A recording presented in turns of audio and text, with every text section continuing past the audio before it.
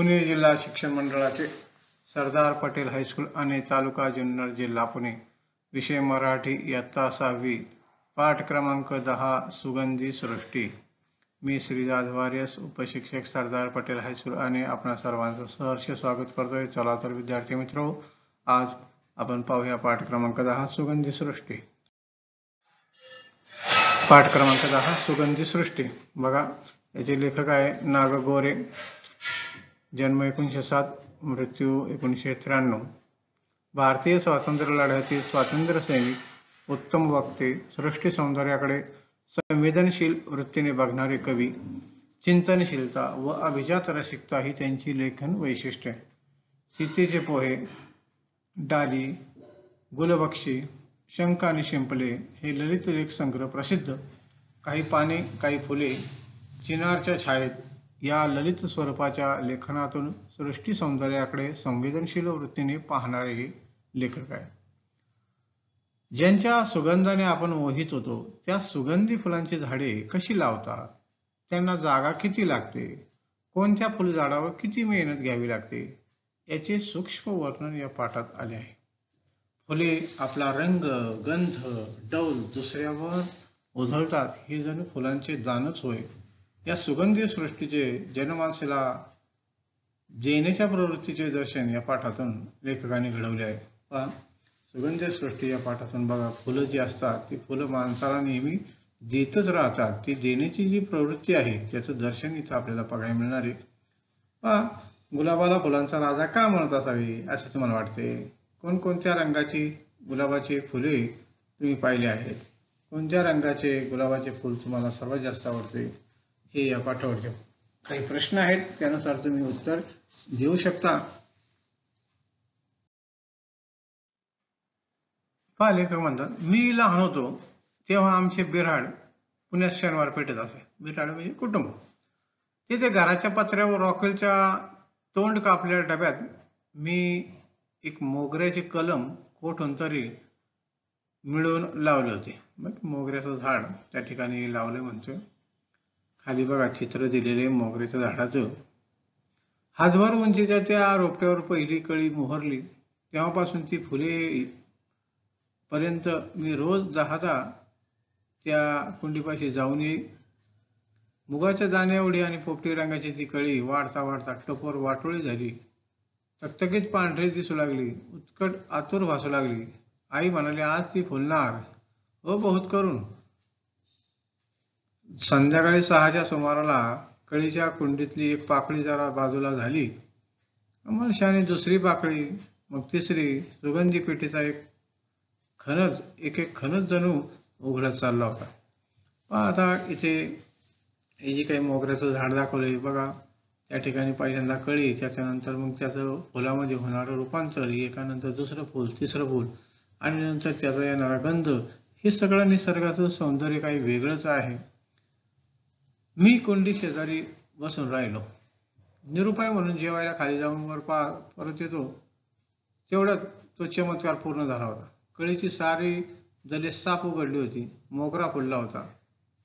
रात्रीच्या अंधारात पांढरे शुभ्र आणि गसगशी दिसणारे ते फुल पाहिल्यावर आणि त्याच्या मनाला वेढावून टाकणारा वास घेतला मला जे काय वाटले त्याचे वर्णन मी कसे करू? तो जो फुलाचा वास आहे तो काही वेगळाच आहे, त्याचं वर्णन कसं करू असं लेखक म्हणतोय. मी लावलेल्या झाडाचे ते फुल म्हणून माझ्या आनंदात अभिमानाची साखर पडली होती ती वेगळीच, आणि मी स्वतः लावलेले येते म्हणून मला तो वेगळाच आनंद मिळाला होता.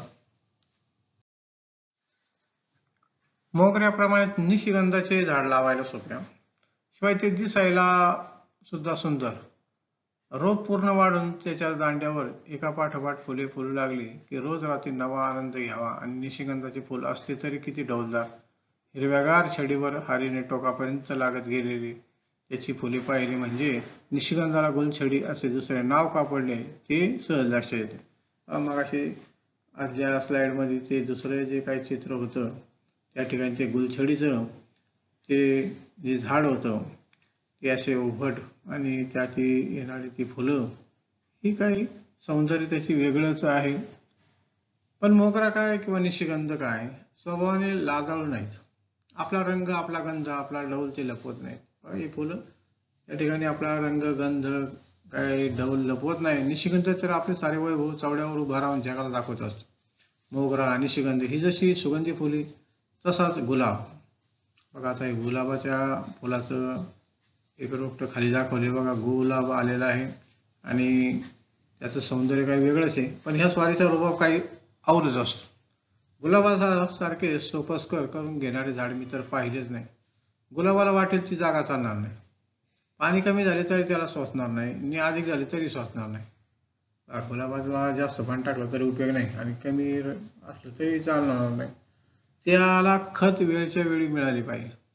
मुळे मोकळी झाली पाहिजेत. हंगाम साधून छाटणी केली पाहिजे. कीड टिपून मारली पाहिजे. एवढे सगळे करावे तेव्हा हे राजश्री फुलणार. म्हणजे गुलाबाच्या फुलाला बघा, ते येण्यासाठी किती काळजी घ्यावी लागते बा. एकदा गुलाब प्रसन्नपणाने फुलू लागला की केलेले सगळे श्रम मनुष्य विसरून जातो.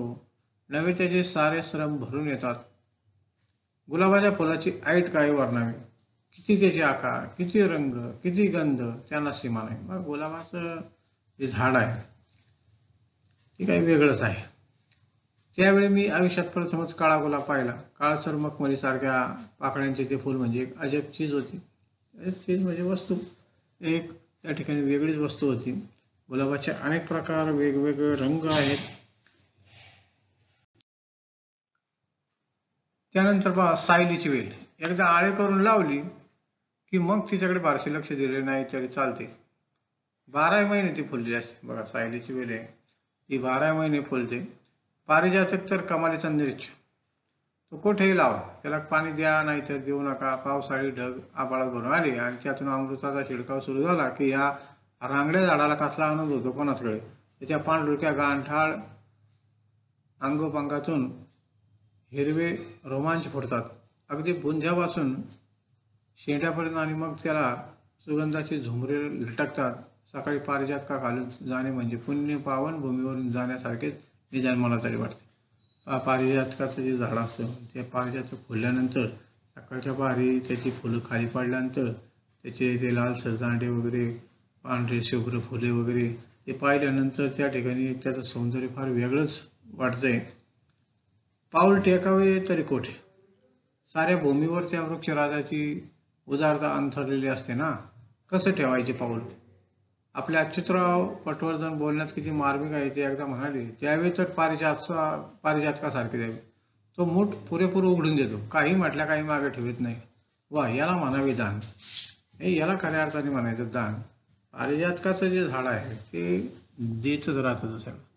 अशा रीतीने या ठिकाणी लेखकांनी या पाठामध्ये वेगवेगळ्या फुलांची उदाहरणं दिली. मग त्या ठिकाणी मोगरा असेल, गुलछडी असेल, गुलाब असेल, पारिजातक असेल, सायलीची वेल असेल, या सगळी जी काही फुलं झाडं आहेत ही फुलं आपल्या माणसाला त्यांचे रंग, गंध या ठिकाणी दुसऱ्याला देतच असतात असं या पाठातून लेखक सांगतात. म्हणजे या सगळ्या पृथ्वीला ते सुगंधी करून टाकतात, ही सृष्टी फुलवतात. हे अशा या फुलांचं महत्त्व या पाठातून आपल्याला लेखकांनी सांगितलेलं आहे. अशा रीतीने हा पाठ संपला.